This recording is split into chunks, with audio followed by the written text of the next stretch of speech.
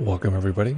As you may or may not already know, this right here right now is the Joy of Being a live stream coming to you live from Brooklyn, New York, where we are glad you are here, glad to see you, and beep, boop, boop, beep, boop, boop. If you are joining us anywhere other than twitch.tv, that's where a lot of the action happens, a lot of the good times happen. Our friend the wall driller is here with us today, and we have a new guest, our wacky color changing light, which is here just for fun. So what is up, folks? What is going on? Where are you coming from? That's my number one question every day, every time we do this. Where on earth are you coming from? I'd be very curious to find out. I myself am coming from Brooklyn, New York. Excuse me. Watch attack. As I might have already mentioned. So let's see here. Always trying to mix things up just a little bit, just have a little bit of fun. So folks, thank you so much for joining us here. Hello everyone, nice to see you as always. And yeah, so what's going on? What is new with you? What is happening in your life? Life and times? What's going on? Let's see here. Good morning, Janusz. Straight from immersion with Shinzen. And the joy of being alive. Lovely, lovely. Well, thank you so much, Royal Jelly. Lovely to see you. I'm peeking forward because, well, whatever, technical problem that we had, and I couldn't see your comment, but now I can. Welcome, folks. So today we're going to be meditating. Very exciting news. I'd love to hear actually how immersion went for you. How was it? What did you get to do? What was fun? Oh, that's Rory. I thought I said Royal Jelly. Well, how is immersion? What's been going on? Is it ongoing now? I can't remember. I know it was coming soon, so yeah. Awesome. So folks, we will be starting in just a few moments. So I got this it's sort of really dumb. It's very cheesy in a certain way, but this light that like slowly changes color, this kind of thing. Let's see if we can pull it out of here and take a peek. This thing. But it's sort of really fun. It's dumb and sort of really fun. So, before we begin, I wanted to show you how dumb this thing is. This is just like, these are actually very inexpensive given how well they work. Technology, man. We're living in an age. So, this is something I thought was very funny. If you set this setting on, it changes color. Is it going to work? Hello. No, it's not working suddenly. Well, there's that. Let's see, try this again. Hello. No. Okay, well, before this was very cool, and it was every time I would speak, it would change colors. So I guess that is not a feature that is available while you're on stream. So fuck it. Oh, I said a swear word. They might ban me on YouTube. Their algorithms, boy. Okay, so I'm switching it back to the regular dumb setting. I know it's silly. Silly world. I'm being silly just for fun, but okay. So the point is, folks, we're going to be doing some meditating today. There's going to be plenty of fun, but my main concern is to find out how you're doing and to connect and see what's going on. I noticed today that I had a scratch on my nose from my dog, and it's still quite noticeable. I thought it was this cute little cat scratch, but I think I've got or dog scratch, but I think I've gotten dog scratch fever. Let's see. Yeah. So what's up, folks? We're going to begin practicing in just a few moments here. Practice for about 25 minutes, and then we'll have a chance to chit chat and hear about your experience. If folks don't know, we have a Discord, which is a place where you can chat even when we're offline, and folks can meditate together and jump on the voice channels, those kind of things. And on the voice channels, you can just chat with other meditators, find out how they're doing, find out what's going on in life. And yeah, so that Discord, where is the link for that? It is here. Now, folks, we're going to begin our practice. Today is another freestyle practice. We're going to be making this up as we go along, which is lovely, fun for me. Lots of new material. It's also fun because, it's a little bit of a void that I can enter into and then explore with you. So when you're ready, finding a nice comfortable position that you can maintain for the duration of the sit, and then we will jump from there. Bob says, also arriving from Shinzen's open session. Lovely. I was actually, I wasn't talking to Shinzen, I was talking to Todd, who's Shinzen's business manager. I almost think of them as one person. They're so well integrated. That's lovely that he's doing a session now. Take any final sips of your matcha that you've lovingly prepared, and we'll begin in a moment. What did Shinzen do in his open period? I'd be very curious what actually occurred. I taught in Immersion. Is this the second one or the third one? I taught in the first one. I can't remember. Anyway, I did a whole thing on the experience of being alive. What it's like to be and experience life in a human body. We've discussed that here on the channel. So, okay. Folks, when you're ready, finding a nice, comfortable position that you can maintain for the duration of the sit.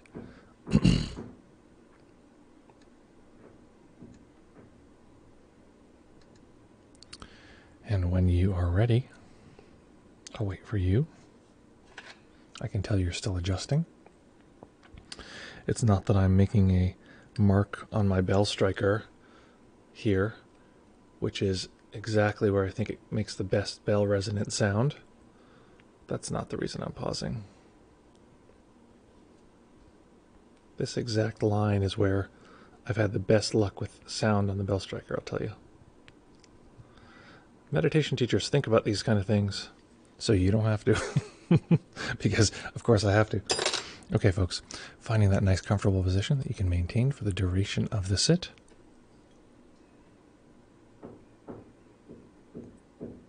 And when you're ready, we will begin.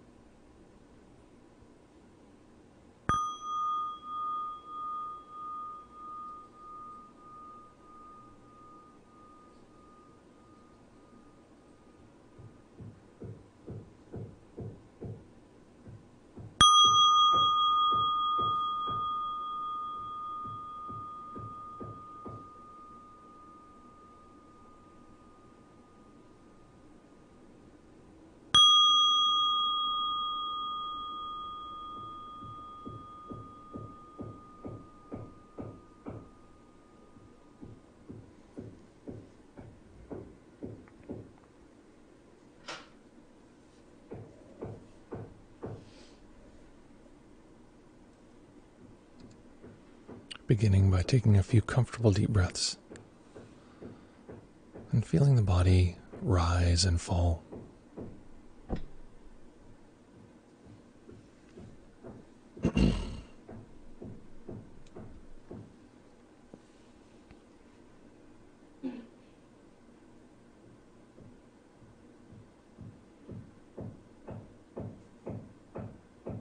Each time we arrive at any particular conscious moment, each time our experiencing becomes a foreground process,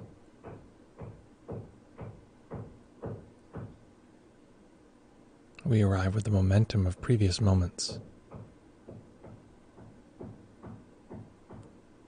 And this is helpful information to know that it's natural that the mind might be a little distracted or tired.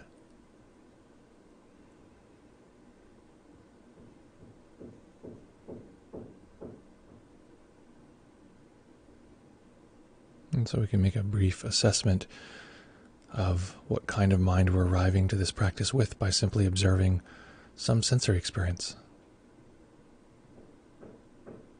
In this case, trying to stay with the experience of relaxing the body without any break.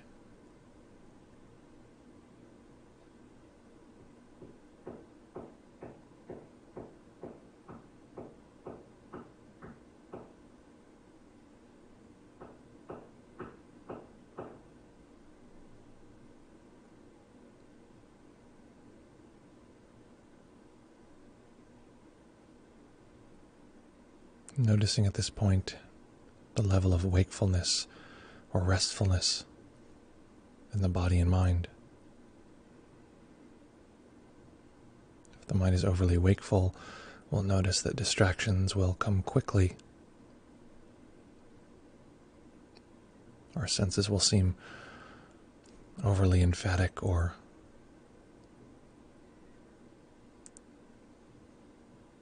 sharp, distinct.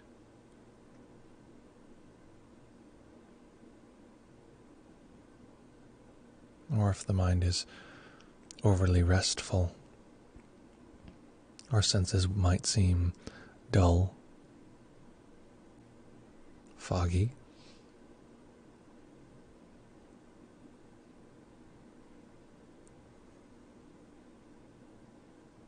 a kind of bodily or mental sleepiness. And neither of these are problems, but recognizing what kind of mind we're arriving with can allow us to add the opposite. If we're overly restful, add a bit of wakefulness. If we're overly wakeful, add a bit of restfulness.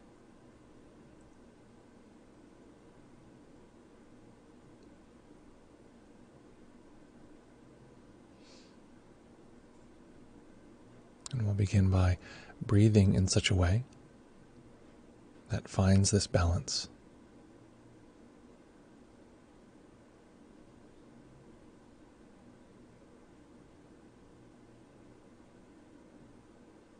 So using our intuition, connecting with the kind of mind that we're arriving with, and tuning into what kind of breath, a long, slow, in and out breath, a short, rich, in and out breath. What would bring the mind to balance and observe?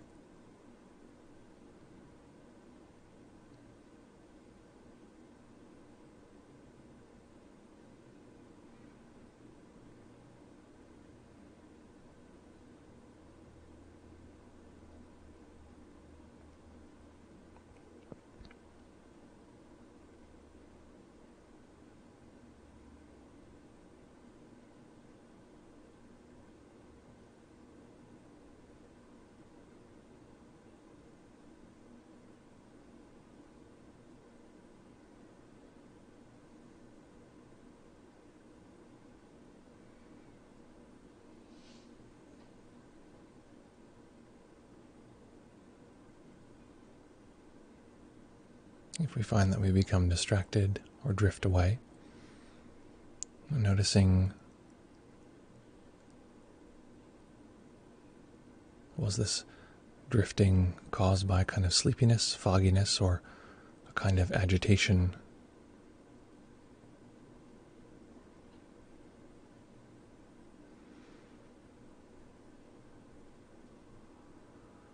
And using our intuition to find a breath that will allow us continuous awareness, continuous concentration on the present moment experience.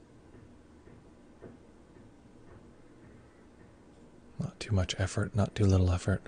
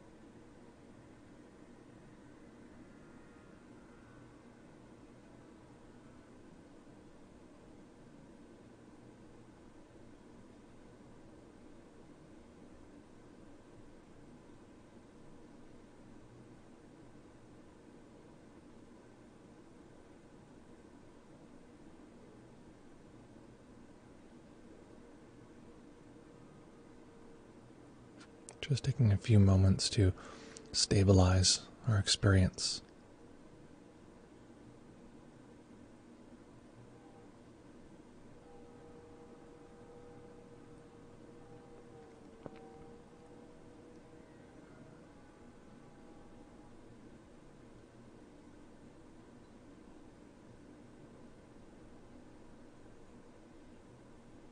So at any given point, the mind is going to present experiences to us.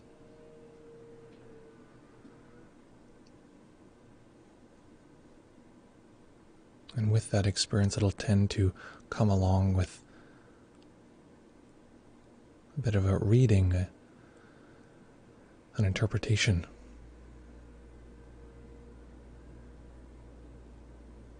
And it will tell us that we either know the experience we're experiencing or we do not know this experience. It is unfamiliar or it is familiar.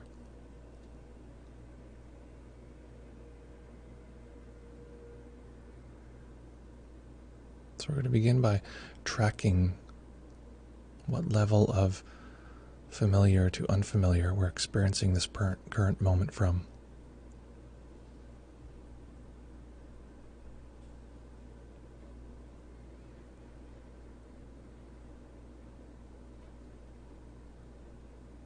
If the mind simply knows, if it comes with a sense of, yes, I know what's happening, I know this experience,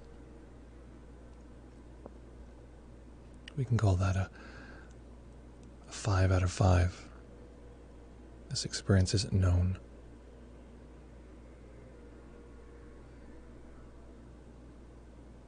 But of course, at times, the mind does not know. It is unclear. In which case, this would be a 0 out of 5. A don't know experience.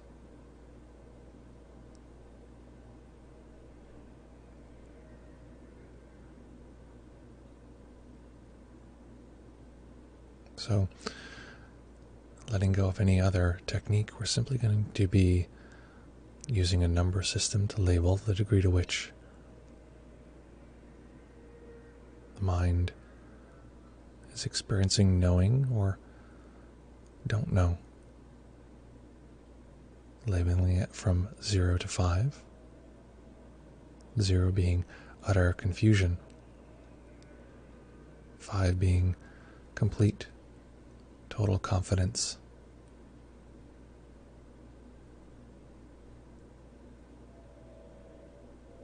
Just taking a guess and observing the knowing experience as it rises and falls.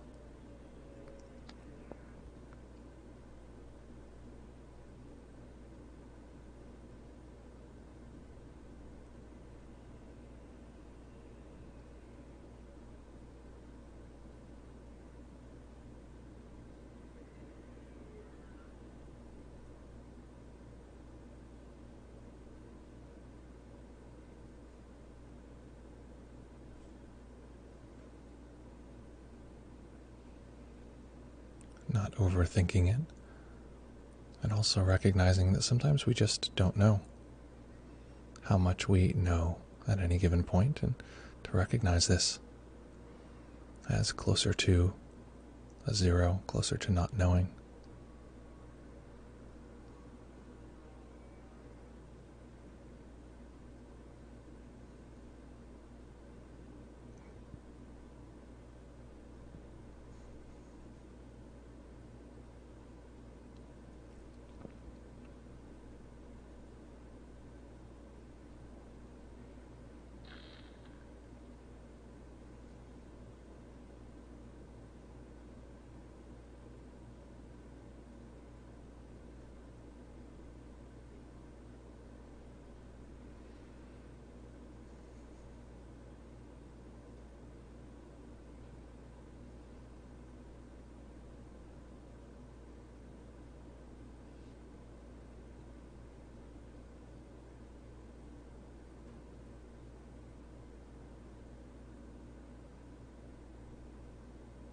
At any moment, we are somewhere between a 0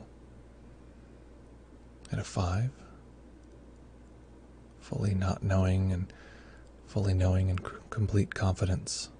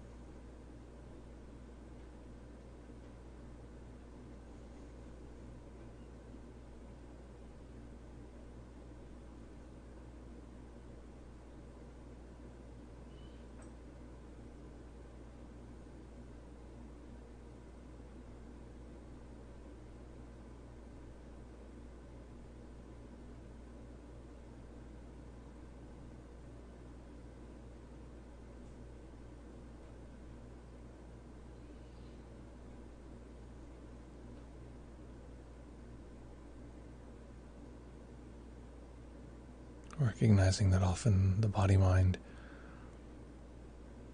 relates to not knowing as negative, knowing as positive, someplace we would prefer to be.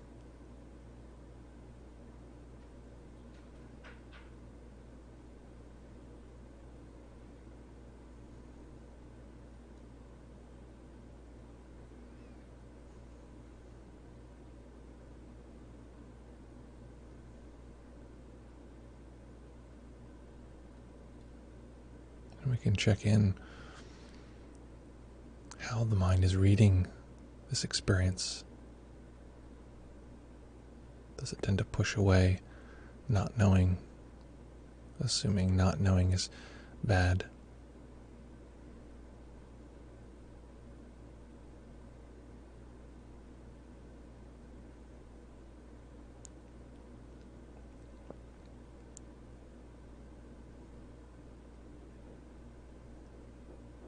And of course, this is strangely a kind of certainty, if this is arising.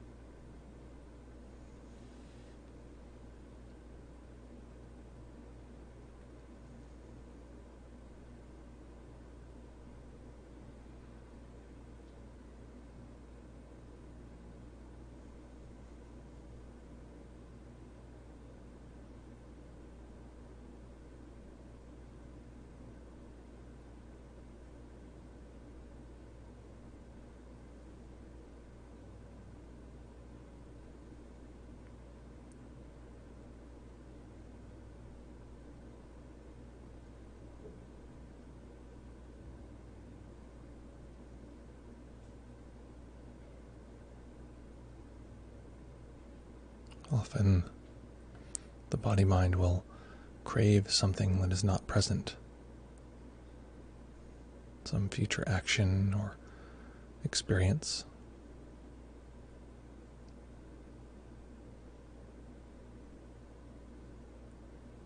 It gives us this information as though the future we imagine is known to be better.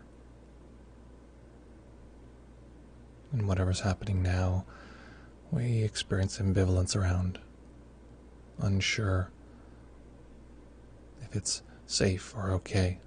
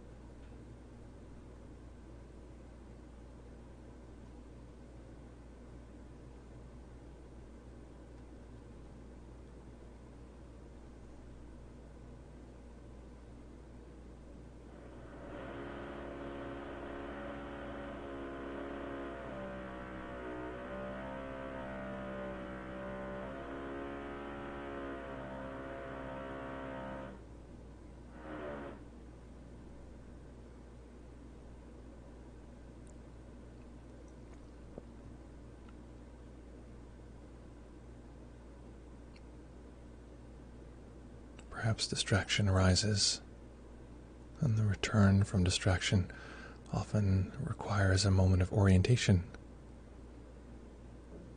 The sense we were somewhere else, and now we're back. And this reorientation often includes a bit of not knowing.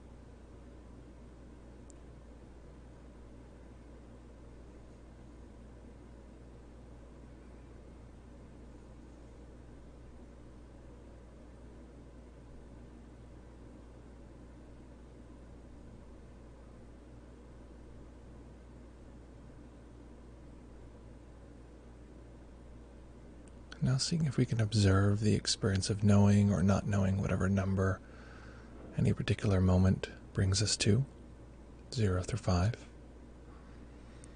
And I'd like to watch this experience of knowing and not knowing change. So giving our number assessment, somewhere between 0 and 5, and observing that experience.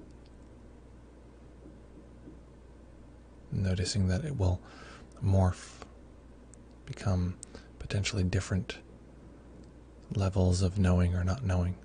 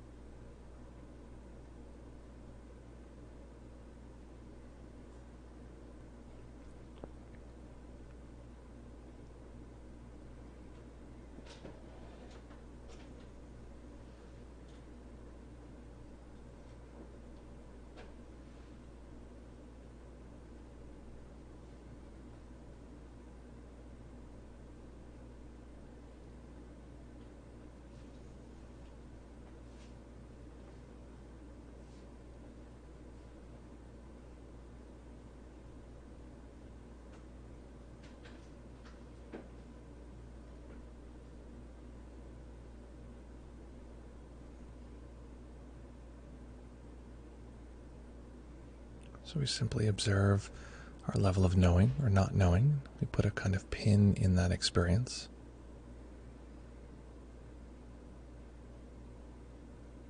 Like a kind of freeze frame in time, and then observe that that pin and that freeze frame doesn't really work.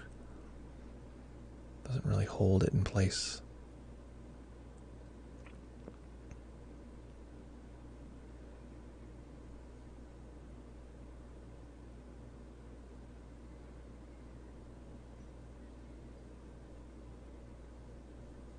And in this way, observing the changing quality of knowing, not knowing.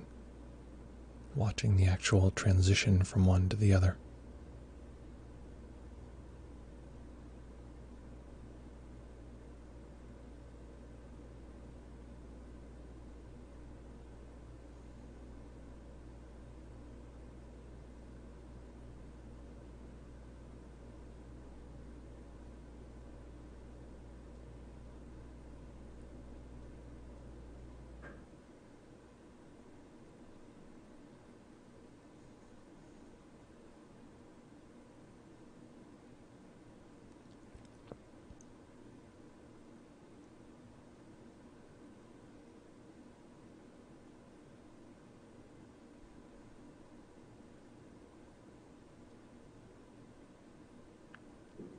And staying with the practice,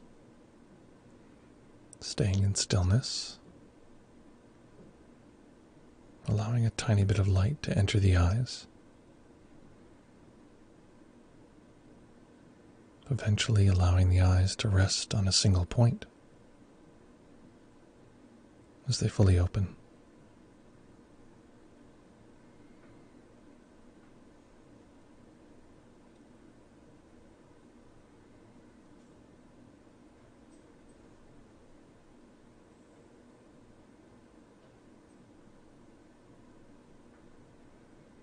Observing the experience of having just meditated, continuing to meditate, noticing the increase or decrease of knowing or not knowing as we look to an unknown future, one that will occur when the bell rings.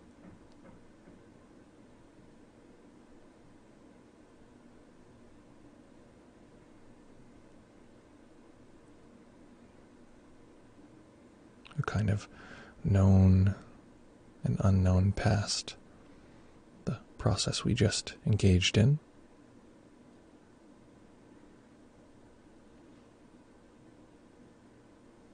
And similarly, a kind of known and unknown present. Of course, this is so clear, the present moment.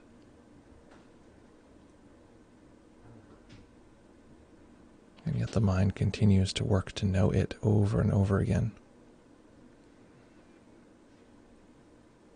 as it flexes and changes.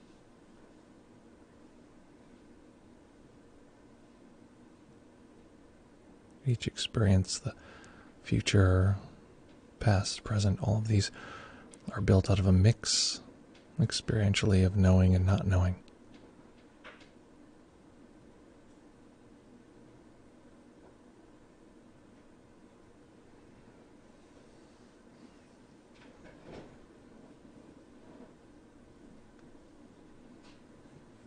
And using this awareness, this detection,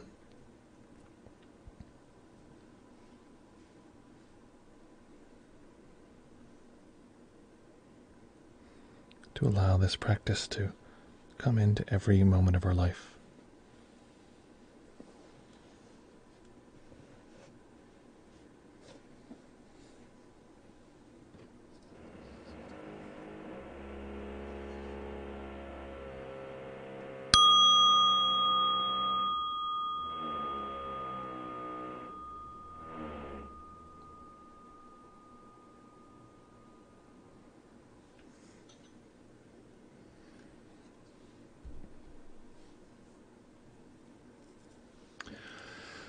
Okay.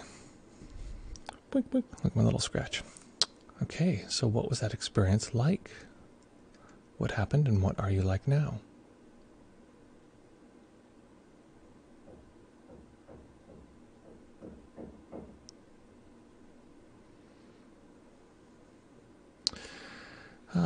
So let's see here. Let's put the comments back on. Yeah, what was that experience like?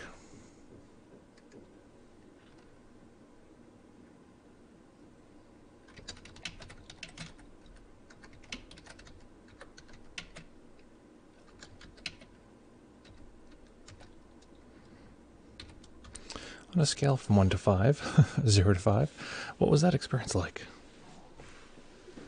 So make any adjustments you need to allow your body to be comfortable.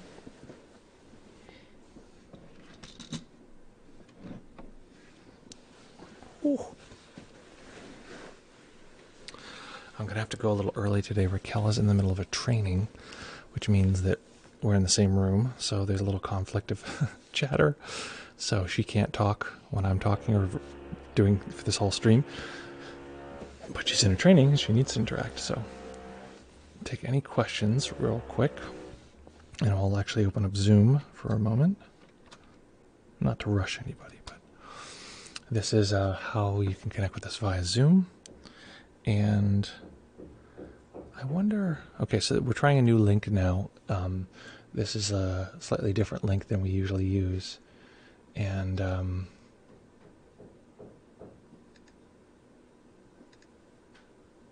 How do I do that? Use my personal ID? No, well, it'll be a different meeting. How do we start? Oh, here we go. Meetings. Excellent. Here we go. Ah, I did it. I did it. Oh, I did it. Okay. How was that experience? Yeah. Feel free to jump onto Zoom if you would like. Love to have you here. If not, no pressure whatsoever.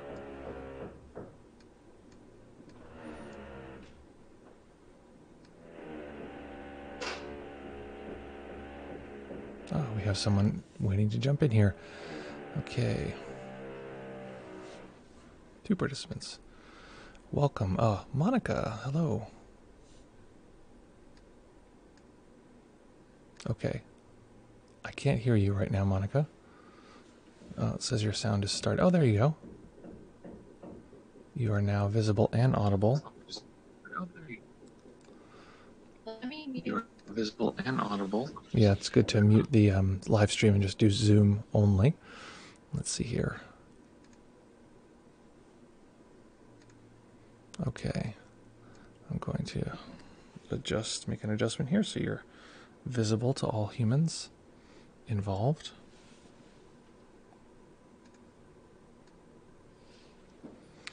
There we go. That's a little bit better. And welcome, folks. We have a couple friends here with us. Hello. I can't fit both of you in the Zoom in. Oops. There we go. Hello, hello. Welcome, folks. How are you? Maybe it's a little freezy today. You guys are frozen and such a cute... Hey, how are you? Good. Can you hear us? Yes, well, I do. I hear you perfectly. How's your practice? Yeah, for me, it was interesting because, I was kind of like shifting through that scale from 0 to 5. Mm-hmm. And it brought up a lot of confusion as to like, well, what am I supposed to know? I feel so relaxed right now. I don't think I need to know anything. I feel like most of the meditation was kind of fluctuating between 0 and 3. Mm-hmm. But it started to become more like analytical for me. The thinking like, okay, how do I know that I don't know? Yeah. Yeah, but mostly it's really relaxing. That's great. Relaxing is good. Yeah, and I think that that can be one of the dangers. I mean, this is one of the things that, like, if we look at the context of a sort of don't know meditation, from most traditionally coming from, or most sort of commonly coming from Zen, there's very little instruction. In fact, they'll just ask a question and they'll say, you'll go and see the Roshi and he'll say, show me the face you had before you were born. And you're like, and they're like, all right, done, get out, and you're like, Jesus Christ. And that's the set of instructions you have. There's no watch the breath. There's no, so we were talking about Soto Zen before, and I wanted to do a little balance here. Soto Zen, where there's really no instruction. You're just, I don't know, maybe you're conscious, maybe you're not. We don't know. Anything could happen. And here, it's the same family of meditations, which is, in a way, it's anti-intellectual, anti-conceptual, anti-doctrinal, anti-sort of, sutta study driven. A lot of the Chan and Zen following that material came from a rejection of this idea of the sutta master, which is someone who would consider themselves, very accomplished because they had really carefully memorized every sutta and every sort of traditional line of reasoning. And so it was against that. So we're going to give no instruction. And then there was a kind of instruction, which was these koans. And the koans, in a very fascinating way, if you think of any koan, to consider them as meditation instructions rather than an intellectual exercise. So that's often where I get caught, is thinking about thinking versus the the very it's like such a thin line. It's like the inside or outside of the membrane of a balloon.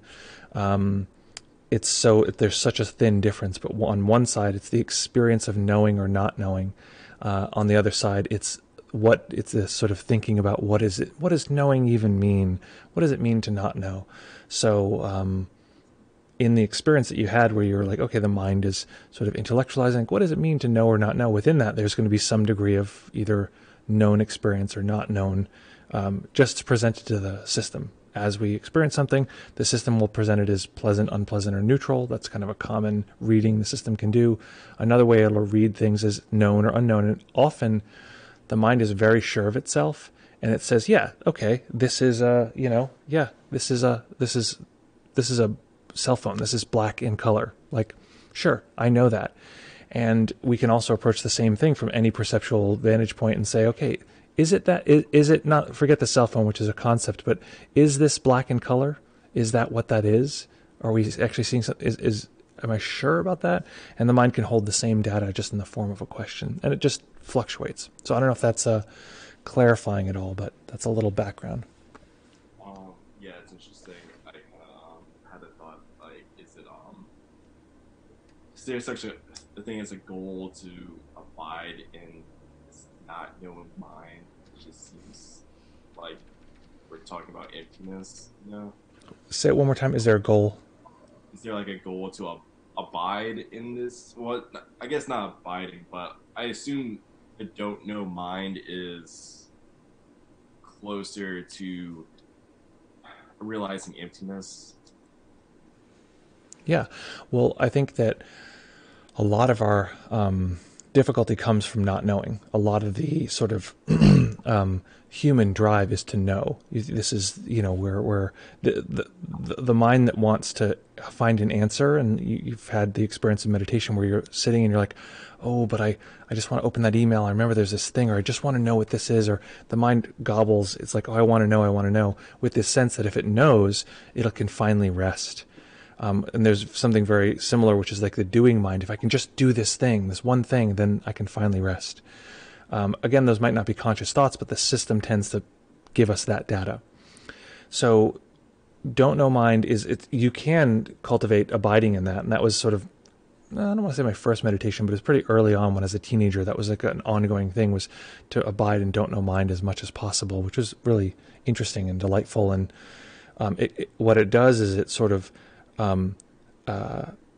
action loads, or like sort of intensely loads your sensory experience with discovery, and the sort of aha, wisdom mind. It tends to be sort of embedded in just the fiber of perceiving, which is lovely. So abiding in that is fruitful and powerful and transformative. And just starting to notice the system pushing and pulling in this way is a powerful sort of insight practice in and of itself. Yeah, I don't know if that's too much information or just enough. Yeah, that's really clear now. Awesome. Awesome. Well, thank you for trying it. I know you've talked before, it's not exactly in the wheelhouse of what you're focusing on right now. So glad we had you along for the ride. Awesome. And Monica, did you have an experience? Yeah, you pointing out and then further elaborating on that our mind wants to know and craves knowing. That's definitely resonating with me. I'm recently been experiencing body tension, and Mm-hmm. like I've actually been instructed to like hang out with it to try to know it, and it was like mostly 0 to 3. Like, I don't know what this is. Mm-hmm. And you pointing to the instruction, like, it's okay not to know. Like, you don't need to know. There's no, like, that was really relaxing. I mean, I still don't know what it is, but I think there's less pressure. It took the edge off of it a little bit. Nice. So I'm going to try to experiment with that more, like abiding and that knowing. That's great. Yeah, and the another reason why I like to work on this is not a primary practice for me. This is not what I mainly do. At the same time, it's really helpful to get the mind being okay with the sort of wave of knowing and not knowing. And it's also helpful to from the wisdom point of view, experientially be able to move in and out of this, to not know the experience of anything. Like right now, perceptually, you can look around the room and the mind tends to just deliver data as though it's really obvious. Of course, yeah, this is what's happening. Of course, that's what's happening. And to observe what occurs when we don't know. And often the system feels like that it's very uncomfortable, or it feels very confusing, or there's like a pressure to get out of that. Like, okay, I don't know, but I want to finally settle down and know. But what we find is it never really works. I finally know this, but the mind's like, yeah, but what about this thing over here? And because of that kind of craving to know, we can never settle down. And there's something powerful about just flipping it and saying, okay, I don't know. And the peace of that, like, I don't know. And that's just the shape of reality right now. So, yeah. Right. It's very paradoxical, because it's like, I think most of us might think that, like, oh, if I know, then I can rest. But by surrendering that you don't know, that in itself is restful. Yeah, absolutely. Yeah. And that's all of the paradoxes of Buddhism, of like, like we have this self and non-self, but actually we're really leaning towards something that's non-dual. There's like this experience of everything is impermanent, and yet there is this sort of abiding experience of cessation. All these sort of weird contradictions that come up from a Buddhist perspective can be wrestled with just from the perspective of knowing and not knowing, and getting equanimity with don't know, which is there's something, like I said, there's something very springy and creative about don't know mind. When I teach about creativity and try to teach people to flex their creativity muscle, a lot of it is actually just teaching don't know mind. And what it tends to be is a kind of vacuum for, I was going to say inspiration, but creativity. The mind doesn't know, it doesn't know, and all of a sudden fully formed concepts or fully formed ideas will come into the mind. Because of that sort of vacuum of not knowing, the mind will produce things that are quite, often lovely and interesting and fun in that way. So, awesome. Connection to your Micah art class. Oh, sorry. For some reason, I think it's on my end, but I can't hear you super well. Oh, can you hear me now? Yeah, a little bit. Enough. Okay. I'll try to speak more. That's really cool technique about teaching creativity. I am an art teacher, and so your talk about like art last Monday was really helpful, but then also this context with creativity. It's really cool. I'm going to definitely try to weave these things into my art classes. That's awesome. Yeah. This is sort of this is not spoiling the soup, but like giving away all my trade secrets, whatever. Not really. But the two things that I'll do is, don't know mind is one part. And then what is the other side of, well, often I'll do spontaneity training, which is really fun, but that's a whole thing I can describe. But, what is the other part? What I did this whole, if it's of interest, I can send you a link to it, but it's a whole half-day retreat on creativity as a practice. And part of what I'm doing with folks is I'm having them like draw and watch the tip of the pen and just let the pen move where it goes, and observing it and not knowing what's going to occur. There's a sense of, yeah, I know what's going to happen next. There'll be a line there, but there's this really weird not knowing and sort of just exploring and letting this thing discover itself is fun. And it also has this sense of putting us on the sort of in a way, it's also don't know mind is the crux of insight practice. It's a question. I don't know, what is this sensation? Is this hearing? Where is hearing? What's the location of hearing? These kind of things. So it puts us on the sort of crux of experiencing, which is very exciting. It's like, wow, I'm at the edge of reality, in this experiential sort of existential phenomenology. So does that clarify or hinder? Yeah, it's right on. No. Cool. Cool. You probably know this book, Drawing on the Right Side of the Brain. I remember that from when I was a kid. I could never get myself to do it though. I was never good at like cracking a book and then like following the instructions in the book. But yeah, I'm fully aware. I know about that one. Yeah, it's so cool because I'm learning how to draw right now, and I'm reading through it, and it reminds me a lot of Buddhism. Nice. That's awesome. What kind of drawing are you doing now? I was just actually going through the instructions in the book. Nice, nice. Yeah. Awesome. Yeah, I'll tell you, this is just, if this is of interest, pro tip, is that you learn, I mean, basically drawing from life and painting from life, that kind of thing is just pure insight practice. It's just insight practice. And getting yourself to do it and stay with it and observe is part of the concentration practice. But I didn't realize this at the time, but I began meditating when I was a teenager and started with Zen practice and just trying to stay with a don't know mind continuously. And then at some point I just started making artwork and became very interested in that. And that was just my life. I just really focused on making artwork for many years. And then after that, after I left art school, I kind of became much more interested in meditation again, and really dedicating myself there. And looking back, I recognized my practice was just art making at the time.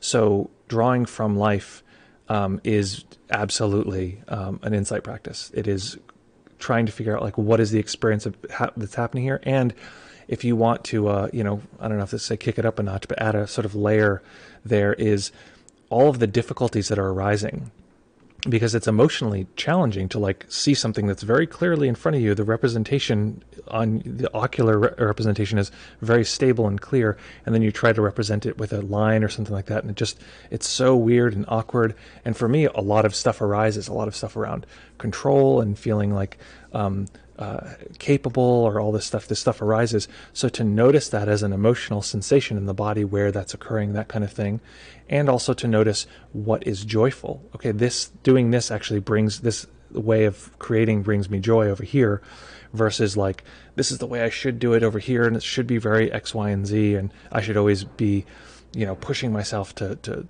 create something that's greater, et cetera, et cetera. So anyway, lots of fun in art making. Awesome. Oh, sorry, were you going to say something? Yeah, just connecting it back to the don't know mind. I feel like any kind of beginner mind, like whether it's drawing, reading, like, or within our experience, it's like there's a lot of that same kind of self-talk, like, oh, I should know what's going on. Like, that's arising too. So yeah, no, that's great. You can do it with maybe any experience. No, that's really true, and it's interesting that you use the word should, because that's really common, and I've been thinking about this recently, that I think I mentioned this to you folks, like the mind that says it should be like X, like it is like this, but it should be like this, is this like how bad of a person I am, and so it's this kind of a type of knowing of the mind. It should be like X, which is like a denial of actually what's occurring in the present moment, and it's kind of violence, it's kind of clinging, and it also is suppression of what actually is happening. Like it's a denial of nature, which is like, well, it should be like this. Is like, yeah, but it's not. It's actually like this. So that's great. Awesome. Okay, so I'm sure Raquel's okay. I'm going to jump off. It's time for me to be quiet. Okay, here. Let's cancel that. Okay, do we have more people sitting here waiting? No, we were good. Or do we? I don't know. I don't want to shut anyone out if anyone's waiting. No, we're okay. We got a couple comments here. I want to get to those before we hit the brakes. Oh, we have a few here. Bob says, I was not clear on the instructions. Well, listen, I totally understand. I heard two distinct states, familiar and unfamiliar, known and unknown. Only the familiar distinction was coherent to me, so I stayed with that. Okay, great. We can start there, because the don't know mind is a broader topic just generally. I mean, it's a broader sort of category. After the session, I see I could use the 0 to 5 noting for a sense feeling of, do I know what to do right now, or do I not know what to do? Okay, and again, that's in a way that's a different kind of knowing, in part because it's it's on the functional side, and it's like, should I take certain action, whatever. Frederick Frank is an old school source for connecting between drawing, Zen, and meditation practice. All right, awesome. That's thank you for that resource. So I'll just clarify briefly, is that the familiar and unfamiliar is one part of the don't know sort of equation, knowing or not knowing equation. But basically, at any given point, our senses give us data, and it is given to us as either very obvious, like, yes, this is what it is, and the mind does not really question what it is, or something happens, you hear a sound that you're like, what was that sound? And so it's giving you the data, but the mind does not know what it is. And at any given point, it's either completely known or it's very confusing and unknown. And that's basically, the swing of that things. And familiar and unfamiliar, I think, fit within that category, but I don't want to define all of don't know mind as, is it familiar or not familiar? So yeah, that's a general breakdown. Folks, lovely to see you here. I do, in fact, have a wish for you. The wish is as follows. My wish for you today is that you are able to know your experience, at whatever degree is knowable, and at the same time recognizing the ease and comfort that can come from not needing to know, not needing for things to be exactly how we imagine they might be, how we want them to be, and just enjoy the fluctuating, changing, transforming, strange world of existing as a human, observing the humor of an ordinary human body-mind. We're going to be back here in fewer than 24 hours to do some meditation, to practice. And of course, if you have questions or want us to do an entire series on something, let me know. We're up for ideas. Or we can just explore the realm of insight meditation and how we can use that to help fulfill and enrich our lives. Okay, folks, have a lovely day.